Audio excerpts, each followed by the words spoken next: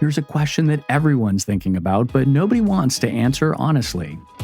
How often are you actually having sex? Here's what nobody tells you.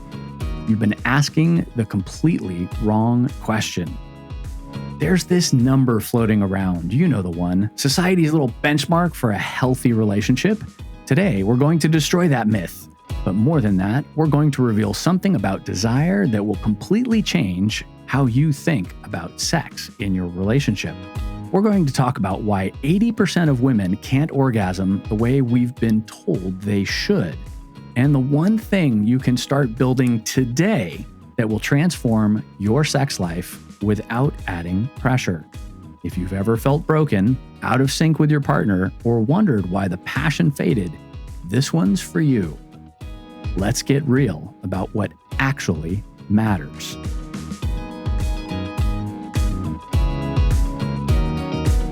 Well, folks, let's talk about this frequency myth. Yeah, we get stuck comparing ourselves to something that we've heard. There's this cultural pressure where society tells us that there's this normal number that we should adhere to for the number of times that we should have sex in a week, in a month, in a year, etc. Right. Otherwise, you're just broken. Right. And there's that beginning of relationship number. And then there's like, once you're married, there's the number changes. There's all these numbers that they keep throwing around. So we have to fit this box. Right. So the pervasive 3 times a week standard and where this number came from. All right. We're going to launch into that. And then why comparing yourselves to others kills your sex life. The truth bomb about all of this is there's no magic number or yardstick. Right. Quality over quantity every single time. What the research actually shows about satisfaction versus frequency is that satisfaction wins. Right. The reality check for some of the statistics are that on the average for UK, because these stats came from the UK, the average is 3 times a month, but over 40% of the women want more than that. So this isn't a statistic that says you have to have it 3 times a month, and it's certainly not worldwide. It is a small statistic in one area. This is just what people reported that they had, right? Right. And then 52% of the women actually want better sex. Right. So the key insight really is people just want improvement, not just more. Yeah, and we hear this phrase all the time. It's quality over quantity. Heck, we're hearing it about social media all the time. Right. But it applies to sex too. Like the quality of the sex is way more important than the quantity of the sex, like how often you're having it. Right. I mean, it isn't really rocket science when you break it down to, let's just say you're a compulsive shopper, right? You're shopping for the best deal and getting the cheapest things. Well, you're getting low quality. Maybe you've got a budget and you're just buying low quality things, maybe on one of those apps that ship in from overseas. I have done that plenty of times. I spend $5 for a 3-set piece of lingerie, and I buy, I've been known to buy like 20 items at a time, for like $50, right? Yeah, this is the cruise shopping trip, the pre-cruise shopping trip, yeah. And they all come in, and they're all, even though you've done the measurements and you think the size is going to fit you, they never do. They're sized strangely, and they fit most people, or I don't even know if they fit one most size fits people. some. One size fits some. And so out of 20 items, you go, yeah, I may have gotten 1 or 2. And you're like, okay, $25 each. You toss the rest or you donate them because there's no way you can return it. It costs too much to return it. Right. So there's that, you're not getting quality. It'd just be better. And honestly, it would have been a better use of my time because you know how long it took me to find those. Right. And check find the right measurements size. Right.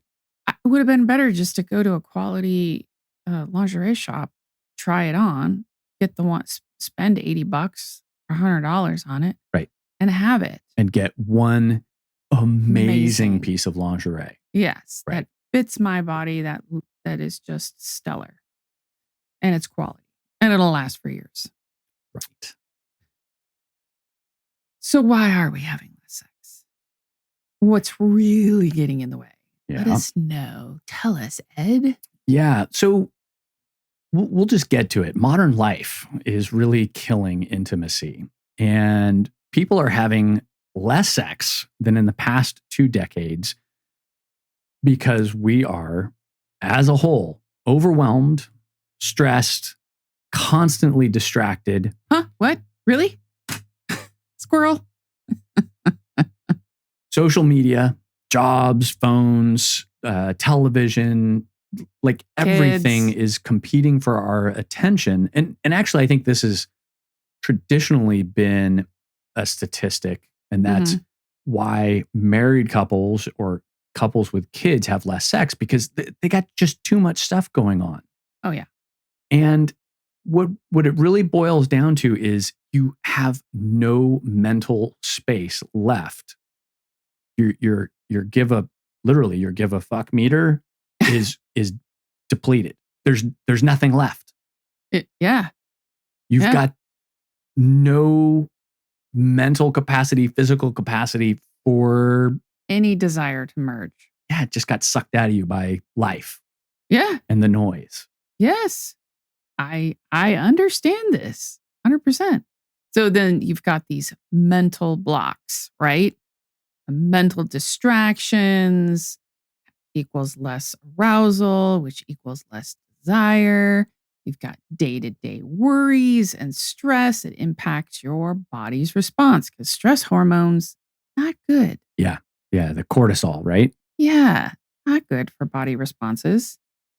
And then for men. Oh, God. Performance anxiety. Yeah. We've done a whole episode on this. It happens to even the most virile of men. And you get into a playroom, you get into a situation, and am I doing it right? Does she feel right? Am I paying attention to my partner or my wife? Or, is something going on in the background? Someone's having a conversation. I'm distracted. Is she having a good time? Is she feeling pleasure? Right. All of this stuff. Am I going to be able to release? And is that expected of me? Right. Oh my gosh. Blah, blah, blah. You get into this vicious cycle where you can't get out of your head. And we've talked about this before, where it just gets worse because you end up in this loop where you're constantly thinking about it, and trying to not think about it makes you think about it because you're thinking about not thinking about it. Right. It's evil. And then, there's one thing you can't think about. and you can't stop now. Yeah. And then this one for us, living together, and we live together 24/7 essentially. Post COVID, when our jobs went remote full time, we are together 24/7. Our office is the same room. Right. We sit back to back to each other. Yeah. And when we're not working, we're in this room having conversations. Right. And when we're not here, we're out doing things to get food, to get whatever. Right. So, yeah, we don't get a break from each other. We don't get that kind of like, oh, it's so good to see you again. I've missed you. Right. Because I see you all the time. Yeah, we have friends that have spouses that have just crazy travel schedules, and they get to separate and come back together, and separate and come back together. And that's way different for us. Right. And so proximity reduces that novelty over time. Right. And it also has that loss of sexual currency. Yeah. Which you get with flirty texts and compliments and lounging around, naked, or phone sex if you're in a hotel because you're traveling, right? Right. You don't have that.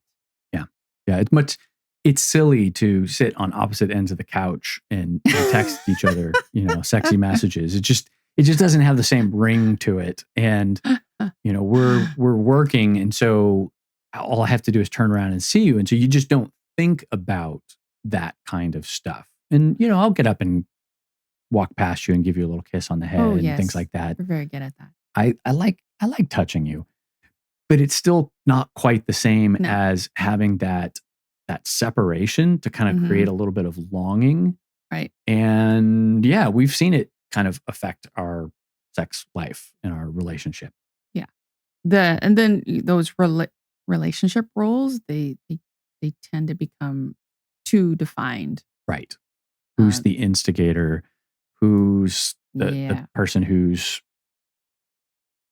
whatever asking for? Right. Yeah. And we're going to get into that too. Which is, desire doesn't work how you think it does, which was mind-blowing to me. Right. So the game-changing reframe based on this, we're all operating on this old model or the traditional view that we wait to feel like it. Right. And then act on it. And this is, a model that stems all the way back to the 1950s. Sure. And the media portrays that there's lust and passion and spontaneity, right? Look at those perfume ads are one of the best ones for that, right? I mean, they've even made food ads that are. Oh yeah, the new Cheez-Its one talks about they're reading the Bodice Ripper in a study group, and they're like, "Oh, I desire you, Mr. Cheesy." I know. I looked at you across the couch, and I went, "They just sexified Cheez-Its." Yeah, yeah. I'm like, "Oh my God, what is happening?" Yeah. So there's always this kind of traditional portrayal of desire and how it works. And that you just, when you see somebody from across the room, you just feel that desire. Well, sometimes you don't, right? Like sometimes you're not in the mood for it. Yeah. And it's a problem, especially for women, because it just sets up a failure in long-term relationships, especially when a woman is conditioned that this is how it's supposed to happen. This is the model that I need to follow. These are the roles that people fall into. And so when I get into a relationship, this is the formula. Yeah. And I'll go so far as to say, I suspect that's why a lot of monogamous relationships actually fail. It's because, well, I just don't feel passionate about that person anymore. Yeah. And, there just isn't that spark. Right. And I think that is this fundamental misunderstanding of how you keep the spark alive and how you keep a relationship in that kind of sense of spontaneity and desire. Right. There are two types of desire: the spontaneous desire and then the responsive desire. So talk about the spontaneous desire. Yeah. So this is the one that you see in movies all the time where it's like, you see each other, you run towards each other, you tear each other's clothes off, and there's this novelty to it, and you really get this kind of instantaneous, like love or lust at first sight. Now, not that doesn't happen, but that's how it's portrayed. And I think that's the one that everybody kind of equates with desire, where you have to like instantly get aroused because you see this person. And it's really common in new relationships, especially with men, because of the whole testosterone and androgens thing. We've got chemicals running through us that go, hot woman, me see. And, we run across the room, we attack her because we're just horned up. Right. But when you see someone on a regular basis, you really do need that novelty in the relationship to add a little to add that spark back. And Right. this is where a lot of people have found E&M, right? And hanging out in open-minded communities to spark that desire in their own relationship, whether it be just watching, Right. right? Because there's what were we calling that? Defining those people the other day, vanilla, Oh, dirty vanillas. dirty vanillas. Yeah. This is a new emerging term where Yeah. they don't play with other people, but they like being around other people. We used to call them swinger adjacent because it's like they're supporters of the community, but they're not in the community. Right. Right. Then there's responsive desire, where the desire emerges out of being sexual. Right. So your engagement actually triggers the desire, not the other way around. It's like a fake it till you make it kind of thing. Yeah. Yeah. And that's this sense of touching frequently and building up that sexual currency that you were talking about before. And you can kind of think of that as like every time you brush up against your partner or you say something saucy to them, you're adding money into this bank, into this desire bank. And over time it builds up. And so that you kind of have this just general sense of arousal around that person because you're constantly feeding that. Yes, that works very well for women. I mean, it does also work well for men, but more so for women. Right. The other key insight is you don't have to feel like it before you start, Right. which was also shocking to me. But that plays into what you were just saying about the currency, right? We know someone who is really good. They're good friends of ours. He's very good at taking his wife out on a long day date and extending the whole day is Right. one long date and foreplay session. Right. It involves good food. It involves shopping. He's doting on her, taking care of her, teasing her, petting her, dropping little hints in her ear about what's potentially going to be happening that evening. She doesn't know exactly, but he's got this master plan. Right. And, as the day progresses, there's this acceleration of anticipation. And then by the time evening rolls around and it's time to engage together, she's right up there. Right. She's ready. Mentally, she's in that right spot. Which is why this concept of I'm going to wait to do anything with anybody, especially in the swinger circle, until the stars align, right. or it just has to feel right. Honestly, in swinging, if you hear this phrase from another couple, it's never going to happen. If that's what they tell you, oh, we're very selective, or the stars have to align, or we just have to, it has to feel right. The moment has to be right. Move on. Right. Move on. You're literally playing the lottery. You're hoping, you're hoping that they're going to just feel the right way at the right time when you happen to be there. Or you're going to do something to make them feel that way. And you can't make anyone feel a certain way. Right. So unless they're telling you, unless they say, I really like these things. Words work really well for me. I like when a man uses a lot of words. I like when a man touches me. I like when a man does XYZ. If they're actively engaging you and telling you what they like as an individual, yes, then definitely go for it. But if they're not and they're just like, oh, when the moon wraps around Saturn and it's 2035, you're like, yeah. I mean, if you're only there for a weekend or an evening or a week, good luck. Good luck. The world is your oyster. Go find another oyster.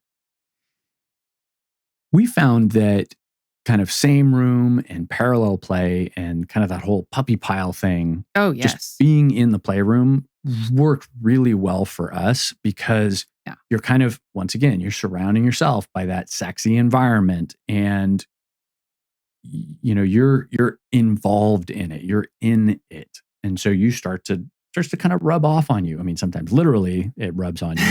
Right. But just the mood and the sounds and the sexy vibe, it's right there. Yes. Especially for me, especially if it's more of an intimate environment. Right. And the which could be lighting and the size of the room and the way the room is set up has a cozy feel to it. That's what works for me. Some people don't need that. I need that cozy feel to it. Then it really, really does work for me. Yeah, and I think a lot of that stems from the studies that we've read where women really need safety. Yes. That sense of I'm going to be okay or cared for, and therefore I can relax and have a good time. Yes, exactly. Even though I know you're right there and I know there's security at, outside the door and I know the community is safe. It's that innate feeling that you're talking about. Of course, we are not advocating doing something you don't want to do by placing yourself in a situation that makes you really uncomfortable. Because I will tell you, we have walked into rooms and we've stood there and I go, I'm just not feeling it. There's something off about the night. And I can't really describe what it is. And there's no amount of watching that's going to get me there. Yeah. And, once again, happens. Those stars, they're not going to align. They are. Arousal, non-concordance. All right. Okay, so this is really interesting in a term that's being thrown around, and there's two types of that. Okay. This is where your desire and your body's response don't always match. Oh. So type 1 is where the body shows sign of arousal, but the person actually doesn't feel aroused. Yes. So mentally, there's nothing going on, but down below, it's nice and squishy. Right. Type 2, the body does not show signs of arousal, but the person feels aroused. Right. Mentally, I'm there, but my body's like, nope. Yeah. Not whatever. Yeah. So your mind and your body are kind of out of sync with each other. Yeah. You could kind of classify ED or yes, as kind of being, I'm there. I really want to be here. One of it, and it's just not happening because your body has just whoop. Exactly. Distracted. I hadn't thought of it. That's a very good example. And then I think that the other one that's pretty typical is women are mentally just there, someplace else. They're checked out, but their body's like, "Hey, what's going on?" Yeah, like you said. Yeah, nice and wet, but not really interested in playing. So, yeah. Yeah, and I was trying to think of a couple parties where that has happened. Sometimes it happens where the initial interaction is, yeah, I'm interested, but then by the time you get to the bedroom, something changes, or there's a touch that's off, or maybe you're going faster at a different pace than I am, because I like to to approach it a little more slowly. And that throws me off. And then now I'm starting to get in my head, which is kind of like this ED example where, so my body is still receptive, but now my mind is starting to check out. And so it gets tricky. It gets very tricky. And all of this is completely normal. Completely normal.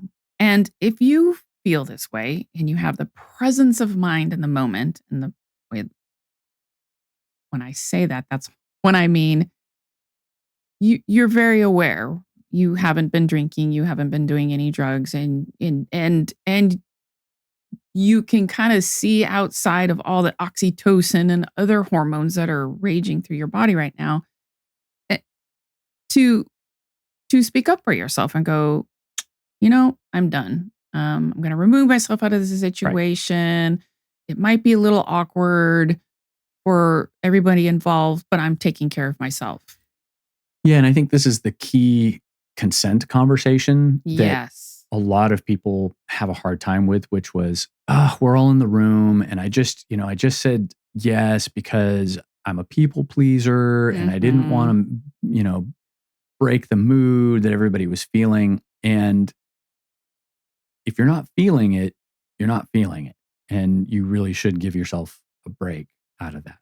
And there have been several times where we have gone into that situation and said, look, we're really interested. It has been a long day.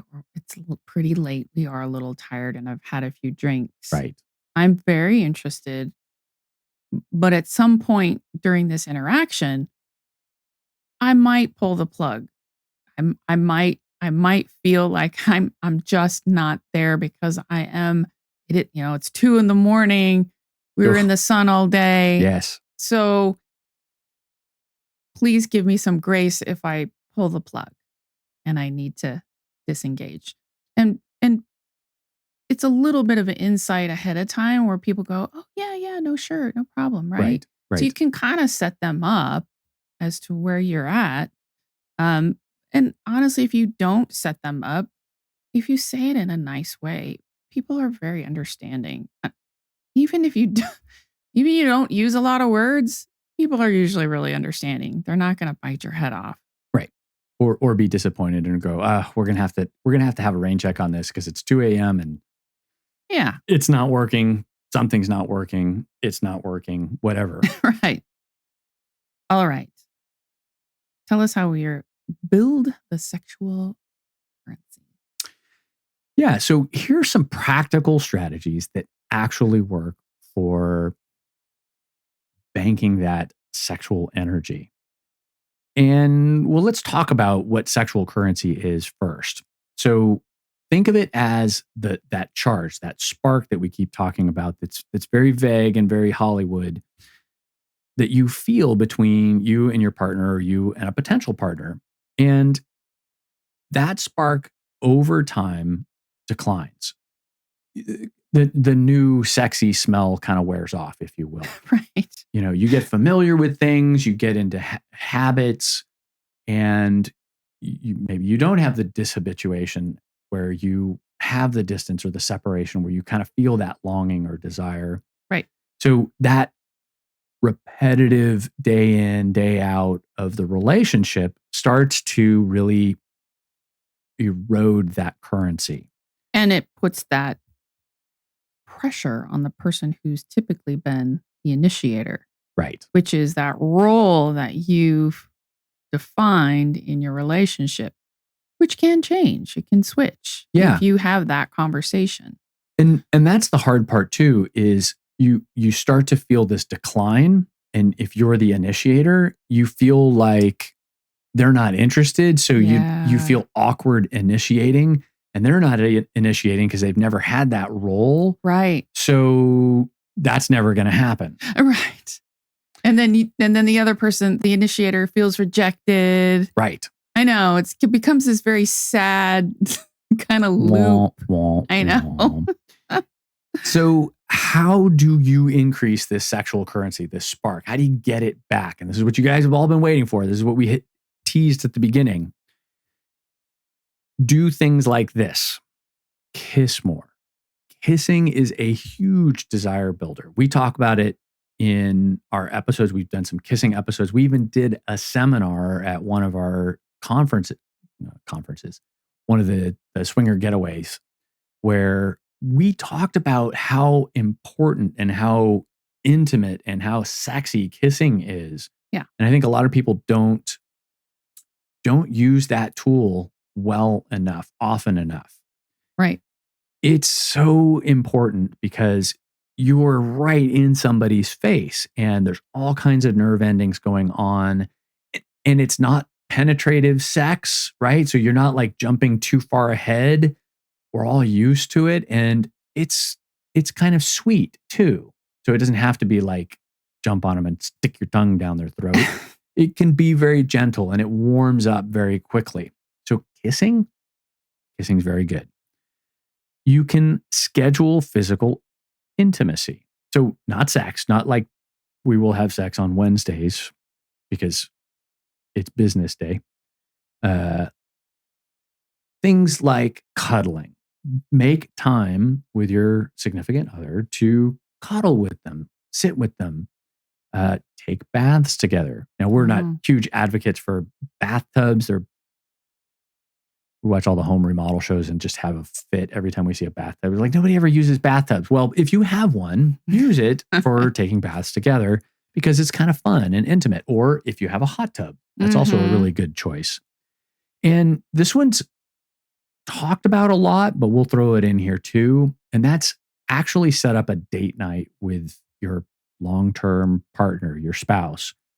Like, make time for yourselves to just go hang out and be together and like the old days, right? Like kind of rekindle those old date night. Yeah, the date night. I know. We had a few date nights in the last 2 weeks. Yeah. And it was really nice. We stepped up that frequency because we've just been so stressed out and so busy. We have 2 full-time jobs plus this job. and another one. And another job. So we really do probably work 60 hours a week. So we needed a break. And it was so nice. Remember, I was telling you, like, I'm so enjoying this date. It was so nice to just get out and play and have fun and have dinner. And we went to a comedy show. It was lovely. And I'm like, we need to do more. We need to do more. And part of this, one of the other things we talked about was kind of creating distance. So go hang out with the guys or go have a girls' night out and create that separation. And you'll miss your partner because you've got some distance from them. So when they come home, you're excited to see them again. Like, that's actually really important. Yes. It also gives you kind of a mental break from it. So it's not just a physical distance thing. It's you're not in each other's face. So you're not thinking about each other. You're remote and you're having to kind of remember. So it actually triggers a different part of your brain. And these are some fun ones. So share a sexual secret between the two of you. So, which, I mean, swinging is one of the biggest sexual secrets you can have. And the secret itself was, so exciting. Right. It was terrifying and exciting all at the same time. And I'm trying to remember when the novelty of the secret wore off. It was probably when we came out. Yeah, probably. But there's other sexual secrets that you can have too. We were talking about kind of breaking routine. Think about role playing. Think about things like that. So, your partner's the pizza delivery guy, the naughty secretary, the whatever. And those things kind of create this memory, this trigger for things that are different. Yes.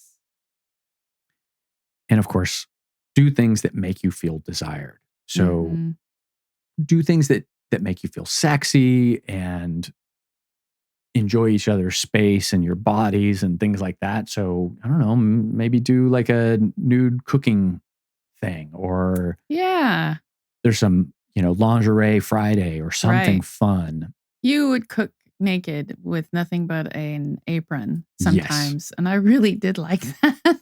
Come out of the kitchen. There's just the naked butt right there. Yeah, it's fun. I'd come around the corner. Oh, surprise. Hello, butt. I know. That was really fun. Yeah. Dinner was a little late on those times, but it was worth it. It was absolutely At least we worth it. didn't burn the meal. Right. So speaking of don't burn the meal, don't schedule sex itself. It creates a lot of pressure because you now have a goal and it's goal oriented, which means that you're probably not going to arrive at that goal, if you will. Things don't work if you put a lot of pressure on yourself. Yeah, and most things that are scheduled are picking up the kids and boring. I know, going to work and clocking in or clocking out. All the day-to-day stuff that are scheduled. That's the last thing you want to do. And it's funny because they always used to say, you need to schedule sex. But now the advice is don't. Yeah. It's terrible advice.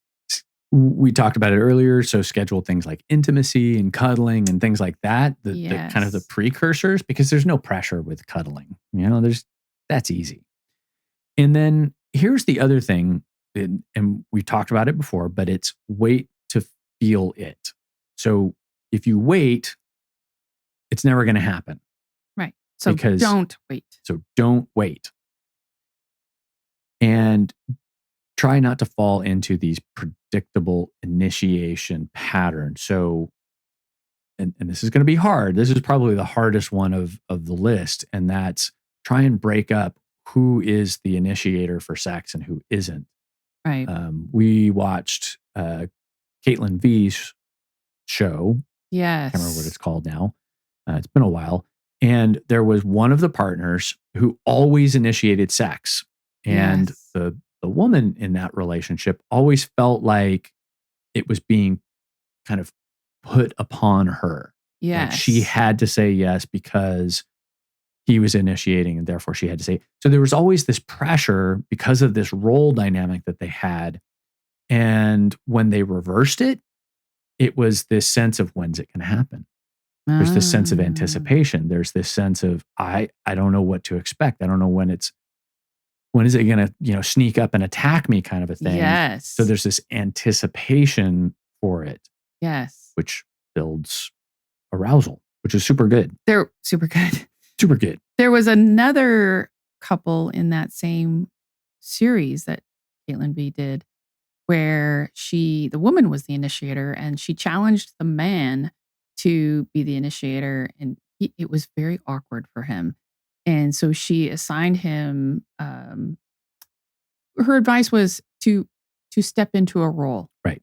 And so to dress differently and just to kind of help get that feeling of stepping into a role. And when he did, and he dressed in a suit, something he normally doesn't wear, he found that was very empowering. Right. And most people have had this experience where you try on a different piece of clothing and you go, wow, I feel so sexy, or I feel so powerful. I feel so alive or tall. And he almost became a different person, which was exciting for the wife because she's like, who is this man? Right. You've broken that routine. You've broken that traditional role. And his was almost a form of role playing, which did it made him feel sexy. And she was intrigued because it broke that routine. Yeah, it was hot. It was very hot. So the initiation factor. So this is who's going to say, hey, you want to have sex? It's a form of communication. And we have this problem. We get typecast into this predictable, I'm the initiator and you're the receiver. And then you do end up in this very awkward situation of, I don't feel like the time is right. I feel bad asking because you've had a hard week and I don't want to put that pressure on you. And both partners need to feel desired in their own way. And so there's this need to kind of understand what that sexual language is, that communication between the two people. And it's interesting you say men don't always want direct initiation either. And I agree with that to a certain extent, although I do kind of like an assertive woman. Yes. Not aggressive, like, right. but like feeling desired is very Sure. sexy. Yes. And but it can also be a lot more subtle too. So like you coming up and giving me the kisses instead and the cuddling and all of that, Mhm. that gets my juices going as well. So it doesn't have to be so overt. It can be a little subtle. Mhm. Mhm. Hmm. What actually matters? Yep. This is where it all comes down. Quality, communication, and flexibility. Sexual satisfaction does not equal frequency. Right. And the average sexual engagement, this may surprise you, is 18 minutes. Oh, wait, it's not 3 hours of like just hot, passionate, whatever. No. No. And it's not 3 minutes, right? But I think that's pretty reasonable. 18 minutes is pretty good. Yeah. I mean, yeah, I thought, okay, yeah, that's pretty good. Relationship satisfaction and desire maintenance improve when you can talk about sex.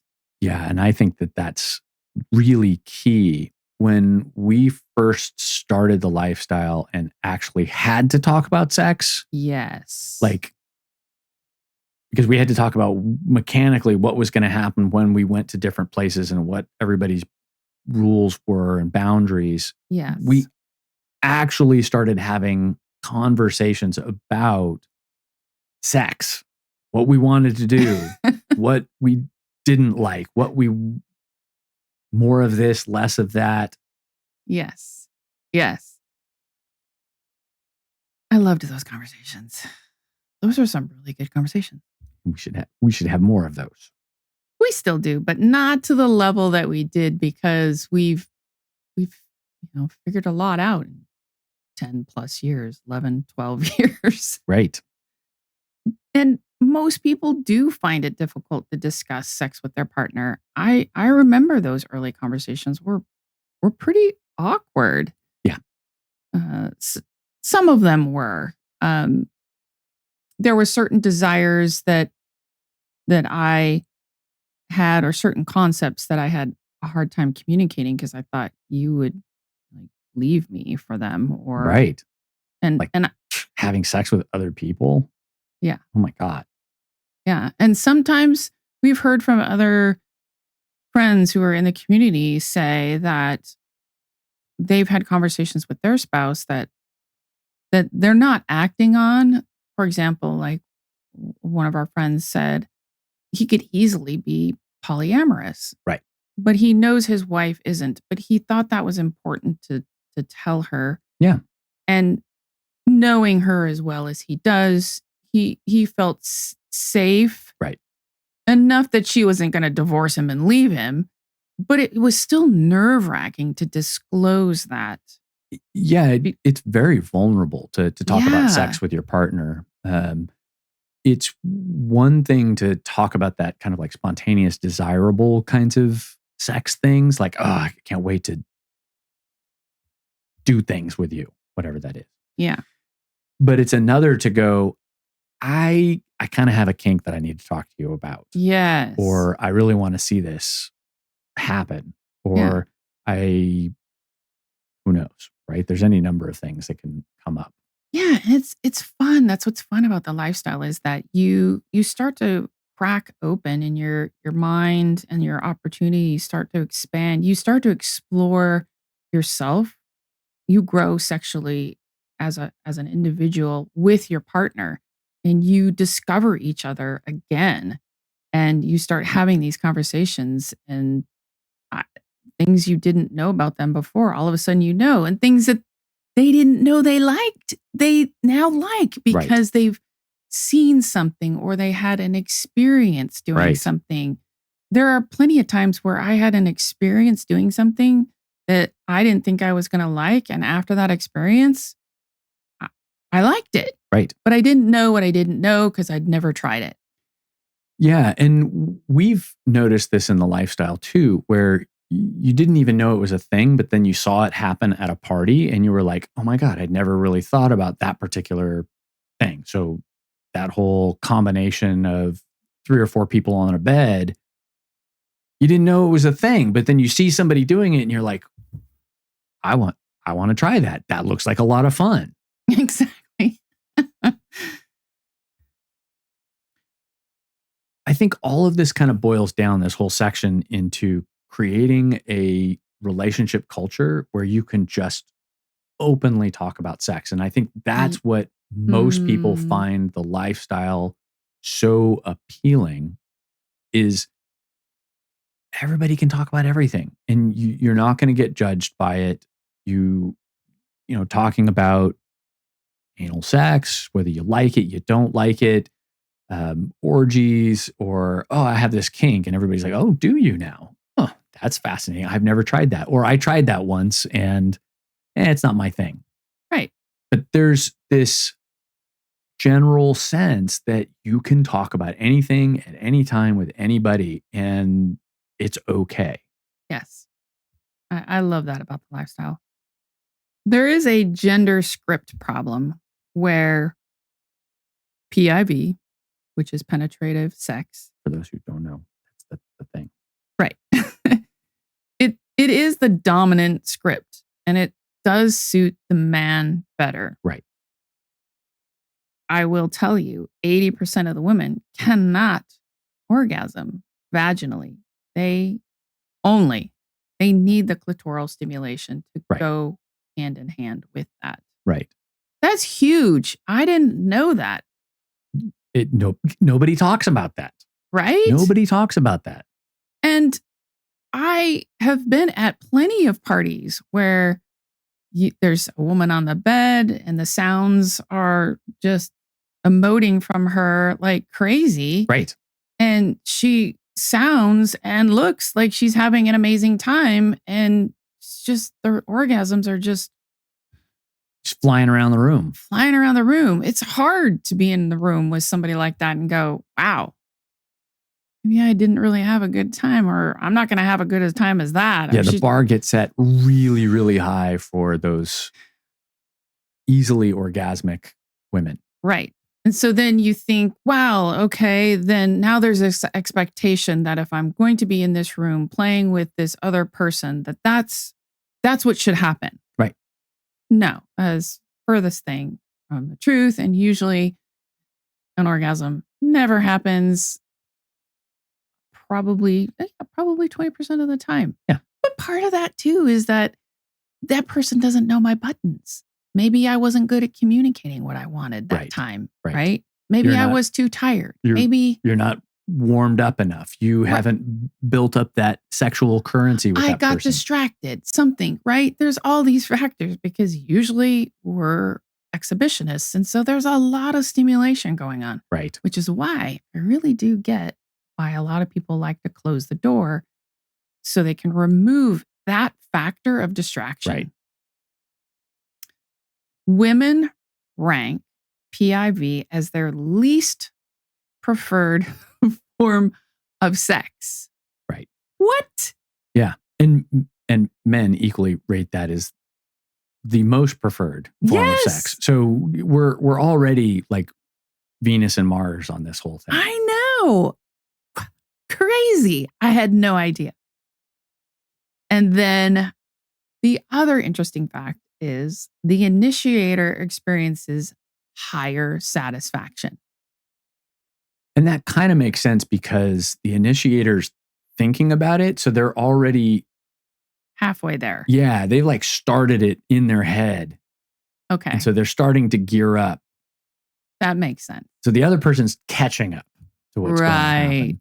But there's probably also something chemically that's going on with the initiator if they're starting to think about sex where, you know, the hormones or they saw something throughout the day or whatever. So who knows what that level of arousal is to kind of get to the point of initiation. Right. I actually have experienced this with a previous husband where I'm like right there and I'm thinking, well, he's a guy. He's going to be ready like that. And no, he needed time to decompress from his day. And I found myself getting frustrated that he wasn't ready like that. And I had to take a step back and check myself because it was a bit unfair. I fell into that stereotype categorization that, well, you have testosterone and you're a dude. So when I say I'm ready, you're ready. You just push the button and it just Push, boop. just Yeah. happens. So, men aren't that much different than women. Yes, you have different hormones, but Yes. still. So this is some fun stuff. What helps with this initiation imbalance? Oh, I like this one. Yes, I knew you would because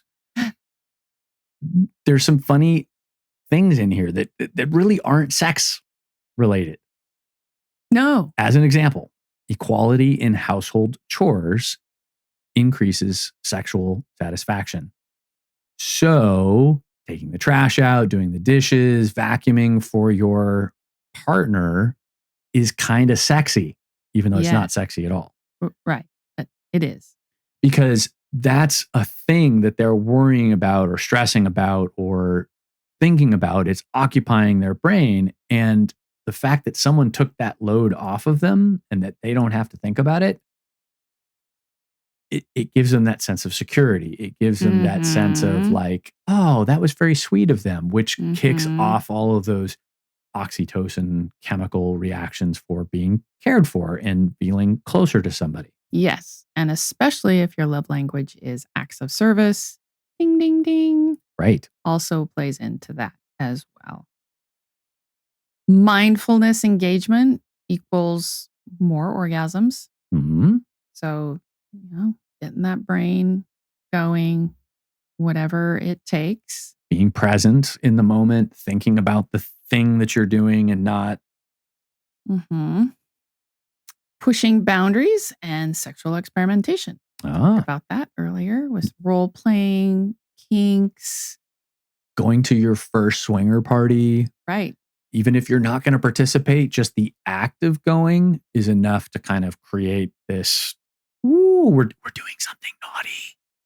Yes. And we know plenty of people too who have built their own sex room. Right. And so that's a project together that is arousing, right? They plan it, they purchase for it, they build it, and then that is their safe space that they look forward to going to. And they're not in that room all the time. So it's like being on a mini vacation. Right. And they go to that room that's under lock and key usually because they have young children. It's either in the basement or someone built a shed out in their backyard and soundproofed it and everything. And that's where all their kink stuff is. Yeah. It's interesting because we talked early in this episode about kind of creating a sexual atmosphere. Yes. And I can imagine walking past the sex room all the time, even with the door closed, what's in that room. And it's just this constant reminder of like, oh, that's where the fun stuff happens. Yeah. I like that. Okay, so we're going to tear the podcast room down and we're just going to put a dungeon in here.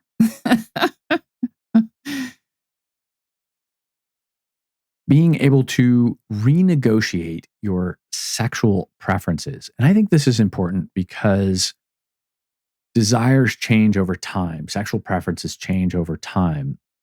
We say this all the time. Sex is fluid. It doesn't stay the same. And things that turned you on last week maybe not turn you on this week. So constantly kind of adjusting to how you're feeling and what turns you on. And the key is too that sexuality should evolve and flex as you age. We're not stagnant people. Nothing is stagnant in nature. Maybe a mountain, but even then it's subject to ice and cold and wind and erosion. So everything changes.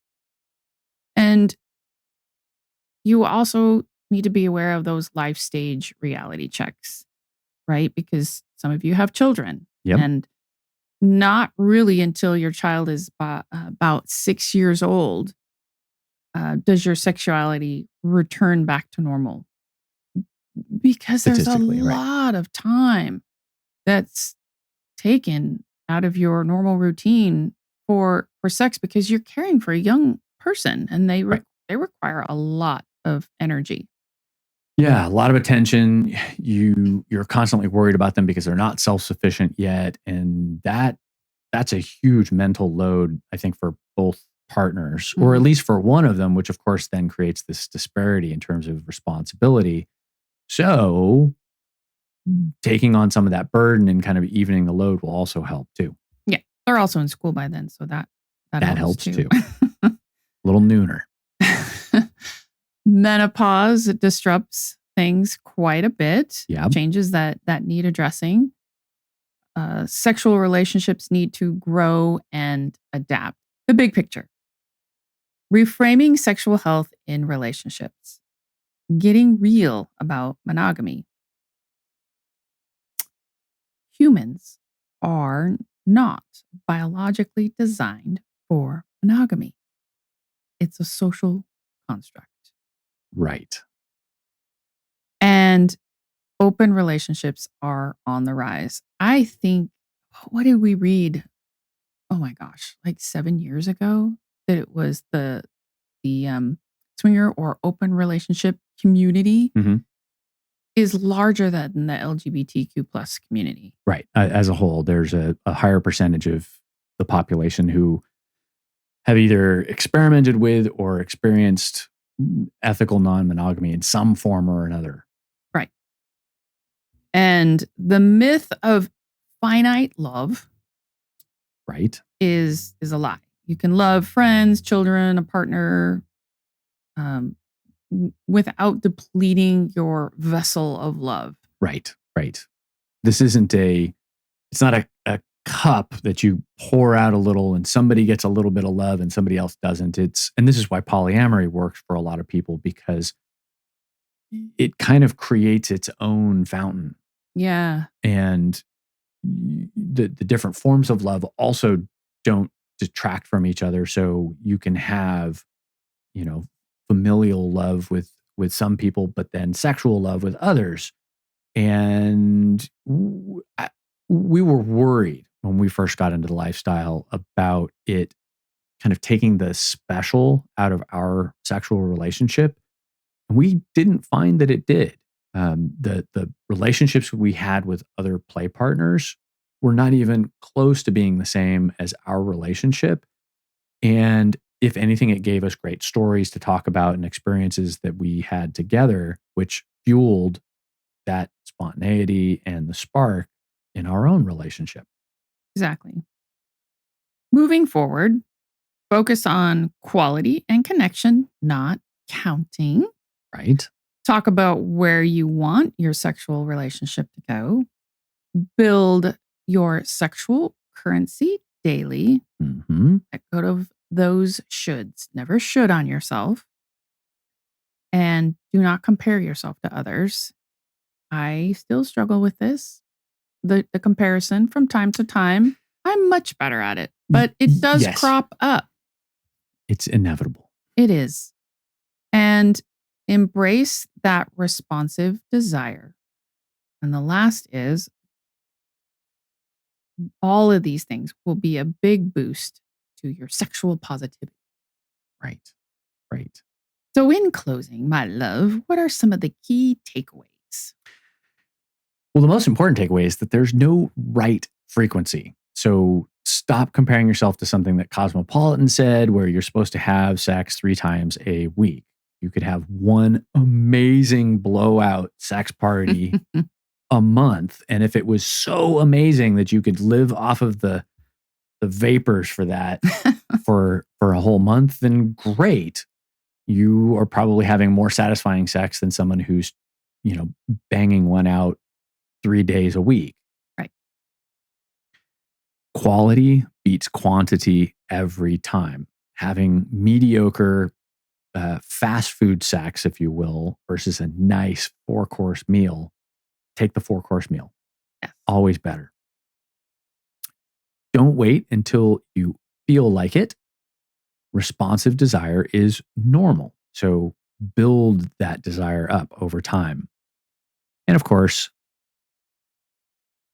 build your sexual currency through non-sexual intimacy. So yeah, taking out the trash actually makes you more attractive to your spouse. So do it.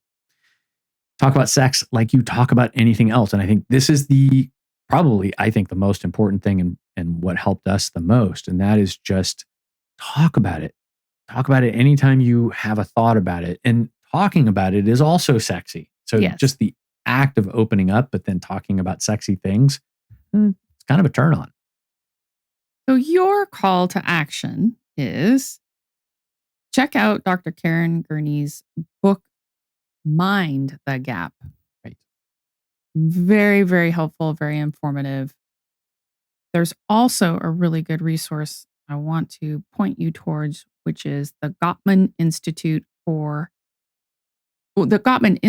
but they have communication tools on that website that are also very good. They also have courses that you can buy, and they're an amazing couple. They're both therapists,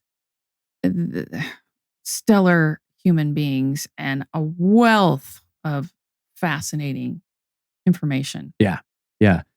There's one other that I'll throw in here, which isn't in our notes, but it's Sex in Captivity, which was a great resource, and they give you homework. And speaking of homework, because we wouldn't be Swinger University if we didn't give you homework, have one conversation about sex this week with your partner. At least one. Yeah. And I do want to throw out one more resource that we talked about earlier, which is Caitlin V. Yeah. She's got some V good as stuff. in Victor. She's on YouTube. I'm not sure where you can find her. It could have been a Netflix series special. I remember it was HBO or Netflix, but yeah. Or Stars.